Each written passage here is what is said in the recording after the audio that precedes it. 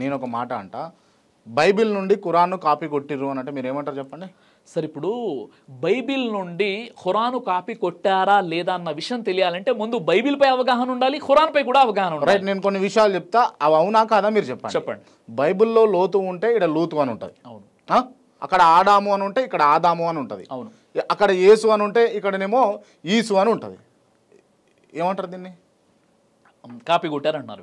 చెప్తున్నాను. ఓకే, ఒకవేళ బైబిల్ నుండి ఖురాను కాపీ కొట్టారు అంటే ఇప్పుడు మీరు చెప్పినట్లుగా దావీదు ప్రస్తావన బైబిల్లో ఉంది మరియు ఖురాన్లో ఉంది, లూతు ప్రస్తావన బైబిల్లో ఉంది మరియు ఖురాన్లో ఉంది. అక్కడేమో యేసు, ఇక్కడేమో ఈసా, అక్కడేమో యాడమ్, ఇక్కడేమో ఆదం. కాబట్టి బైబిల్ నుండే ఖురాన్ని కాపీ కొట్టారని కొంతమంది భావిస్తున్నారు. దీనికి కొద్దిగా ప్రశాంతంగా మీరు జవాబు వినేటటువంటి ప్రయత్నం చేయండి. ఉదాహరణ నేను చెప్పే విషయం ఏంటంటే, దావీదుని దావుద్ అలైహిస్సలాం, దావుద్ అని ఇక్కడ అంటారు. అయితే దావీదు గురించి బైబిల్ ఏం చెప్తుందంటే దావీదు వ్యభిచారం చేశాడని బైబిల్ అంటుంది. కానీ ఖురాన్ దావీదు వ్యభిచారం చేయలేదు, ఆయన పరిశుద్ధుడు అంటే ఆయన పరిశుద్ధుడు, వ్యభిచారం అన్న ప్రస్తావన ఇక్కడ లేదు. ఒకవేళ కాపీ కొడితే అక్కడ వ్యభిచారం చేశాడు, ఇక్కడ వ్యభిచారం చేశాడని ఉండాలి. రెండో విషయం ఏంటంటే ఇక్కడ లూతు, అక్కడ లోతు అని బైబిల్లో ఉంది, ఇక్కడ లూత్ అలైహిస్సలాం అంటారు. అంటే లోతు ప్రవక్త తన సొంత కూతుర్లతో వ్యభిచారం చేశాడు, శయనించాడని బైబిల్లో ఉంది. కానీ ఇది చాలా తప్పు. ఖురాన్ ప్రకారంగా ఇలాంటి విషయం లేదన్నమాట. కాబట్టి బైబిల్లో మీరు చూసినట్లయితే యేసుక్రీస్తు మద్యపానం సేవించాడు అంటే ఆయన మద్యం తాగాడని బైబిల్లో ఉంది. ఖురాన్లో ఆ విషయం ఒప్పుకోదనమాట. అంటే దావీదు వ్యభిచారం చేయలేదు, లోతు తన కూతుర్లతో వ్యభిచారం చేయలేదు, యేసుక్రీస్తు మద్యం తాగలేదని ఖురాన్ అంటుంది. అంటే పేర్లు మార్చి క్యారెక్టర్లు కూడా మార్చుకున్నారు అన్నట్టు. అంటే నేను చెప్పే విషయం ఏంటంటే, ఇప్పుడు ఒక వ్యక్తి కాపీ కొట్టినప్పుడు అక్కడ అపరిశుద్ధులు ఎట్లయిపోతారు, ఇక్కడ పరిశుద్ధులు ఎట్లయిపోతారు, మొదటి విషయం. సరే, రెండో విషయం ఏంటంటే బైబిల్ అనేది అప్పుడు అర్మాయిక్ భాషలో ఉంది కదా.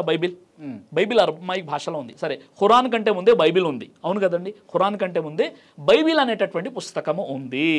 అయితే ఇప్పుడు ఈ బైబిల్ అనేది అర్మాయిక్ భాషలో అవతరిస్తే ఖురాన్ అనేది అరబీ భాషలో అవతరించింది. ఇక్కడ మీరు తెలుసుకోవాల్సిన విషయం ఏంటంటే క్రీస్తు శకం 700 సంవత్సరంలో మీకు ఖురాన్ అనేది కంప్లీట్ అయిపోయింది, ఖురాను అనేది అవతరించింది.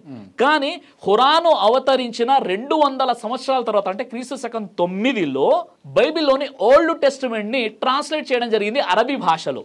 అంటే ఖురాన్ పూర్తిగా వచ్చేసిన తర్వాత 200 సంవత్సరాలు గతించిన తర్వాత బైబిల్లోని పాత నిబంధనలను వారు ఏం చేశారు, అరబీలో ట్రాన్స్లేషన్ చేశారు. అప్పటికే అరబీలో బైబిల్ ఉందంటే ముహమ్మద్ ప్రవక్త రాండి కాపీ కొట్టారని చెప్పుకోవచ్చు. తర్వాత ఇంకో ఆశ్చర్యపోతారు మీరు ఒక విషయం చెప్తే, అదేంటంటే బైబిల్ ఇప్పుడు న్యూ టెస్టిమెంట్ ఉంది కదా, కొత్త నిబంధన ఉంది కదా, అది దాదాపు నాకు తెలిసి 1914, 1920 ఆ టైంలో దాన్ని ట్రాన్స్లేట్ చేశారు. అంటే ఖురాను కంప్లీట్ అయిపోయిన తర్వాత 1000 సంవత్సరాల తర్వాత మీకు బైబిల్ యొక్క న్యూ టెస్టిమెంట్ వచ్చింది. అర్థమైందండి? ఇక్కడ మీకు బైబిల్ ఏదైతే గ్రంథం ఉందో ఆ బైబిల్ ఖురాను కంప్లీట్ అయిపోయిన తర్వాత 200 సంవత్సరాలకు బైబిల్లోని పాత నిబంధనను ట్రాన్స్లేషన్ చేస్తే ఖురాను కంప్లీట్ అయిపోయిన 1000 సంవత్సరాల తర్వాత కొత్త నిబంధనని ట్రాన్స్లేట్ చేశారు. కాబట్టి అసలు అవకాశము మరియు ఆస్కారమే లేదన్నమాట. ఇది కేవలం ఒక ఎలిగేషన్. మరో విషయం ఏం చెప్తున్నానంటే, నిజంగా మీరు చెప్పినట్లుగా బైబిల్ నుండి ఖురాన్ని కాపీ చేశారన్న విషయమే మీకు వాస్తవమైనట్లయితే సైంటిఫిక్ కూడా కొన్ని విషయాలు ఖురాన్లో ఉన్న విషయాలు బైబిల్లో ఉండవు.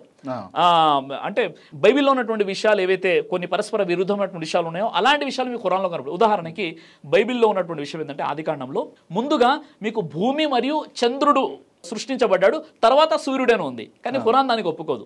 సైంటిఫిక్ గా మనం చూసినట్లయితే ముందు సూర్యుడు వచ్చాడు, తర్వాత భూమి, చంద్రుడు. కానీ ఇక్కడ బైబిల్ ఏమంటుంది, ముందు భూమి, తర్వాత 3వ రోజు చంద్రుడు, 4వ రోజు సూర్యుడు అని ఉంది. ఖురాన్ ఆ విషయాన్ని ఒప్పుకోదు.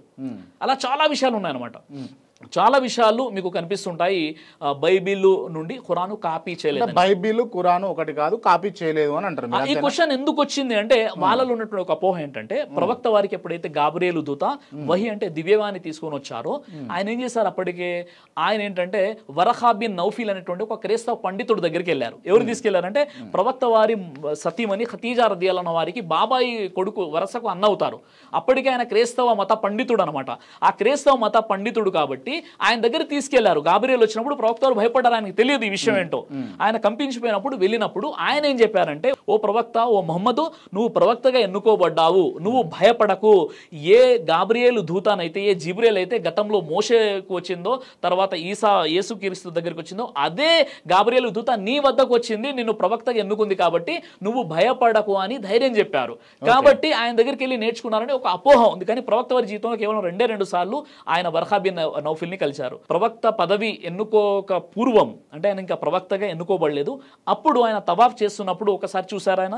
రెండోసారి ఆయన దివ్యవాణి అవతరించినప్పుడు ప్రవక్త వారి దగ్గరికి వెళ్ళారు. ఈ 2 సందర్భాలు. తర్వాత 3 సంవత్సరాల తర్వాత ఆయన చనిపోయారు, వర్ఖా బిన్ నౌఫిల్. ఆ తర్వాత 23 సంవత్సరాల పాటు ఖురాన్ అవతరించింది. కాబట్టి ఖురాన్ బైబిల్ నుండి ఖచ్చితంగా కాపీ చేయలేదు. దైవ ప్రవక్త ముహమ్మద్ సల్లల్లాహు అలైహి వసల్లం వారు తెలియజేశారు, కడుపుకు సంబంధించినటువంటి అన్ని రకాల వ్యాధులకు అద్భుతమైనటువంటి ఔషధం తల్బీనా. ఇది దైవ ప్రవక్త వారి సున్నత్, మంచి ఆహారం, ఇమ్యూనిటీ బూస్టర్, ఇందులో షిఫా ఉంది. ఇది మంచి ఔషధంగా కూడా పనిచేస్తుంది. కాబట్టి పిల్లలు అయినా పెద్దలు అయినా ఎవరైనా దీనిని ఉపయోగించవచ్చు. అలాగే ఖురాన్లో దైవం తెలియజేశాడు, తేనెలో మీకు స్వస్థత ఉంది అని. కాబట్టి స్వచ్ఛమైనటువంటి ఫారెస్ట్ హనీ కోసం మీరు సంప్రదించండి. అలాగే పురుషుల కోసం ప్రత్యేకంగా తయారు చేయబడినటువంటి షాహీ హల్వా, ఇది లైంగిక సమస్యలను దూరం చేసి శృంగార సామర్థ్యాన్ని పెంచుతుంది, మీ దాంపత్య జీవితంలో మంచి అనుభూతినిస్తుంది. ఇందులో ఎలాంటి సైడ్ ఎఫెక్ట్స్ లేవు. ఇది కంప్లీట్గా హెర్బల్ ప్రొడక్ట్స్తో తయారు చేయబడినటువంటిది. కాబట్టి స్క్రీన్ పై కనిపిస్తున్నటువంటి ఈ నెంబర్స్కి కాల్ చేసి మీరు ఇప్పుడే ఈ ప్రొడక్ట్స్ని ఆర్డర్ చేసుకోవచ్చు. కొరియర్ ఫెసిలిటీ కూడా ఉంది. ఆలస్యం ఎందుకు, వెంటనే ఆర్డర్ చేయండి.